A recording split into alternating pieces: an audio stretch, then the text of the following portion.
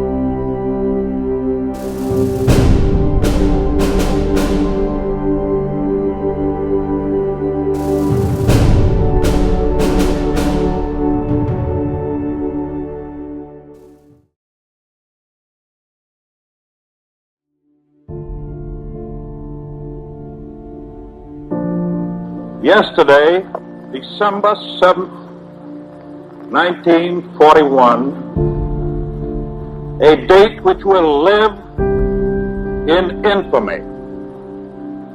The United States of America was suddenly and deliberately attacked by naval and air forces of the Empire of Japan.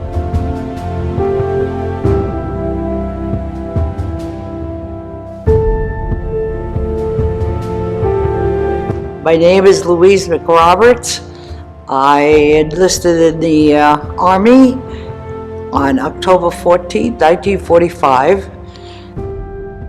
I was at Camp Shanks waiting to be sent overseas when they had the Battle of the Bulge, when Patton's troops went in there. The older I got, the more I thought about what happened to all those boys. Did they make it or did they not make it? And you think when you look at the memorial and you see 440,000 men just there and women that lost their lives, and you think, why? This is the one where they're looking at the front, they're looking at this one. The picture's the third one right The third one in the back. The third soldier up there, his name is Franklin Salsley, comes from Elizaville, Kentucky, and my husband went to school with him. He was a lifelong friend. I think it's a wonderful, wonderful flight because you get to meet people that the veterans that were in the war with you, you know. You could commiserate with them and you could learn a lot from them, you know.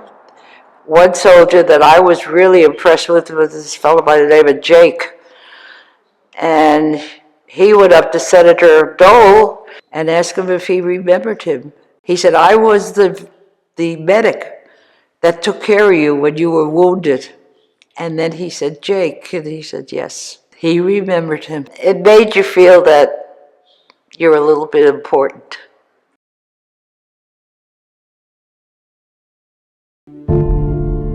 I'm hopeful, and I will try with best I can with everything I've got to end this battle and to return our sons to their desires. Yet, as long as others will challenge America's security and test the dearness of our beliefs with fire and steel, then we must stand or see the promise of 2 centuries crumble. My name is Robert Stefanko. I was in the U.S. Army. I was a member of Company C, 6th Battalion, 31st Infantry Regiment, attached to the 9th Infantry Division in Vietnam. Now, what is that? It's a list of all the members of my company that were lost while I was in service for my tour. We lost 25 while I was there. Basically, the training that we got was for World War II in Korea. And then when we got to Vietnam, none of that training really was valid because now we were fighting in the guerrilla war. So we virtually had on-the-job training for the first several months that we were there. Put him on a chopper. A lot of the people that we lost over there, I loaded on helicopters. I never really had an opportunity to say goodbye. Yeah, all my guys are in here.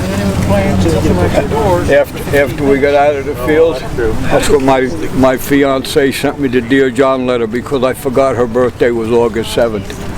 I lost 12 of my buddies.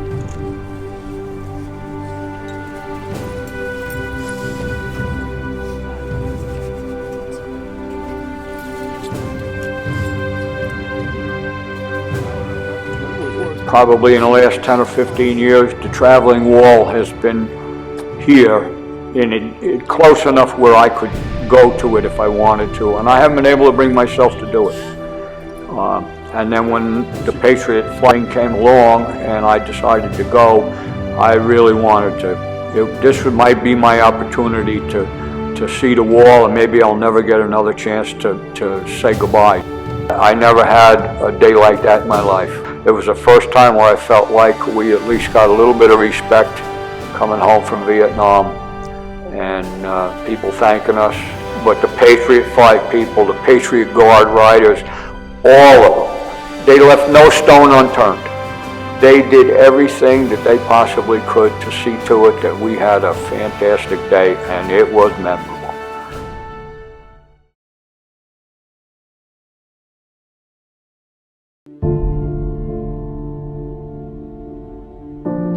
On Sunday, June 25th, Communist forces attacked the Republic of Korea. Free nations must be on their guard, more than ever before, against this kind of sneak attack. We are united in detesting communist slavery. We know that the cost of freedom is high, but we are determined to preserve our freedom no matter what the cost.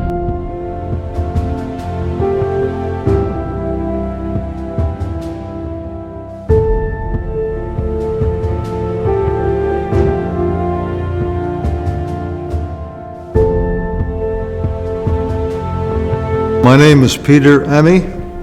I'm a Korean veteran. I was in service from 1953 to 1955 at the rank of a sergeant. When I went to the memorial, it just gave you a sense of bewilderment. I mean, all I could think of was the Roman Empire was so beautiful structurally and what it represented, the symbols and all, and it was very, very well done. And as I say, the word that keeps creeping in is emotion. It was just phenomenal. It pretty much represented the way things were over there in terms of the platoon, and again, everything was bigger than life. It just gave you such a feeling inside. It's indescribable. Not only in that one, but all of them. Just the same sense of camaraderie that you had when you were in service. You know, being with all the other veterans. And, just a wonderful experience. Ready? Ace. Present. Arms.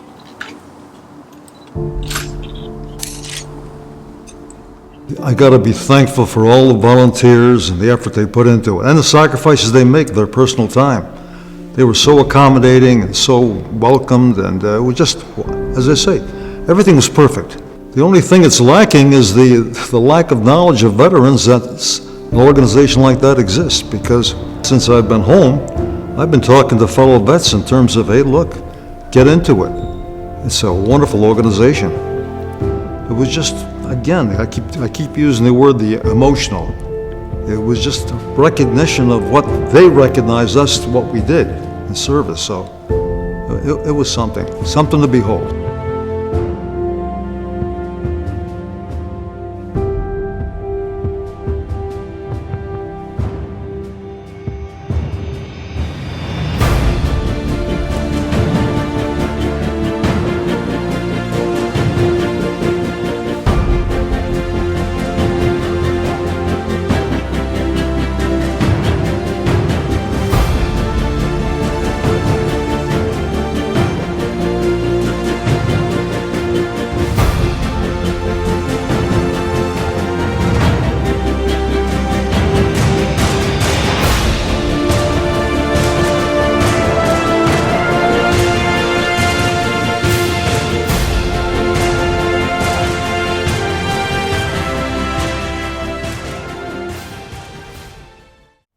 Hello, I'd like to tell you about the Patriot Flight story. Patriot Flight is an organization of all volunteers. It is a federal, non-for-profit 501c3 that was established back in 2008. We take veterans of World War II, Korea, and Vietnam for an all-expense-free trip down to Washington to visit the war memorials. We recognize and remember and honor those veterans for the sacrifices they have made. Patriot Flight is constantly looking for donations and to raise money. As much as they say, freedom isn't free, we will help you. If you have fundraisers, let us know. We have pretty extensive website, Facebook, and address book. We enjoy coming out to visit you, and you feel free to contact us if you would like us to attend. Thank you.